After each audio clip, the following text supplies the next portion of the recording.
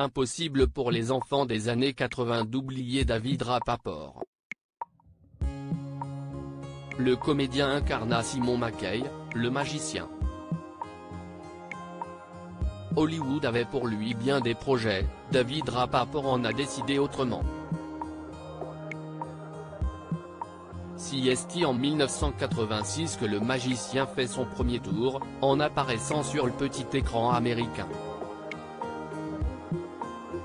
La série créée par Michael Berk, Douglas Schwartz et Paul B. Radin est diffusée en France 2 ans plus tard, à partir du 24 décembre 1988. Elle s'installe sur TF1, dont l'émission La Une est à vous, à l'époque présentée par Bernard Montiel. Comme la série Manimal, dont Simon McCorkindale était le héros, le magicien deviendra culte en n'ayant connu qu'un nombre limité d'épisodes. En tout et pour tout, la série multi-rediffusée depuis son arrêt, n'a en effet eu que 19 épisodes. Les enfants des années 80-90 n'oublieront pourtant jamais le héros Simon McKay, le héros. Ce dernier a la particularité d'être de petite taille, ce qui ne l'empêche pas d'être un inventeur de génie. Il conçoit des jouets pour les enfants, des appareils pour handicapés, et met également ses connaissances au service du gouvernement. Dans ses aventures, il est toujours secondé par Tilly Russell, Fran Ryan, sa femme de ménage ronchon au grand cœur, et par le séduisant Alex Jagger, Douglas Barr, un agent du gouvernement chargé de la protection de Simon. Le trio combattait ainsi le crime et défendait la veuve et l'orphelin. En secret, David Rapaport combattait une terrible dépression pour incarner le magicien C'est l'acteur britannique David Rapaport qui avait été choisi. Devenu l'une des coqueluches d'Hollywood, l'acteur des 1,19 m avait pris grand soin de cacher à tous qu'il était en guerre depuis toujours contre la dépression.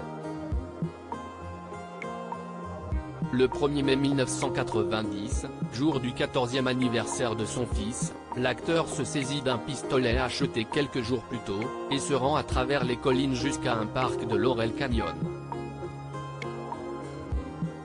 Selon son cousin Frankie Lee qui témoigna longuement dans le Los Angeles Times, l'acteur a choisi l'un de ses endroits préférés.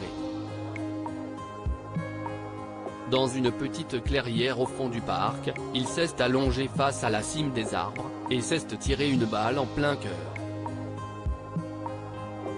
Il venait pourtant d'être choisi pour interpréter le rôle de Kiva Fajo dans Star Trek, la nouvelle génération. Certaines scènes avaient déjà été tournées, et ont dû être refaites avec l'acteur sélectionné pour le remplacer, Saul Rubinek.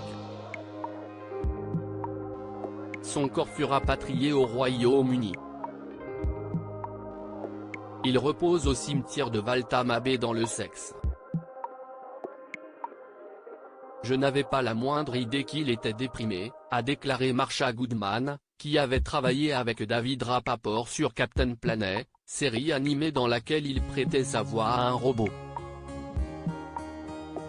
Je suppose que c'est le signe que c'était un très bon acteur car nous n'avons jamais vu transparaître cette souffrance dans son travail. Il nous parlait toujours de tous ses projets en cours, des scripts qu'il écrivait. Il était fiancé et prévoyait de se marier et il était si heureux. Son cousin révèle pourtant qu'avant de se donner la mort, Rapaport avait déjà effectué une première tentative. 2 semaines avant la date de son mariage, il avait garé sa voiture sur un tronçon de route caché et avait fait passer un tuyau d'arrosage du pot d'échappement à l'intérieur. L'acteur avait été retrouvé à temps et avait juré qu'il n'attenterait plus jamais à ses jours. Comme Hervé Vilches, le bien-aimé tatou de l'île fantastique, il a perdu son combat contre ses démons.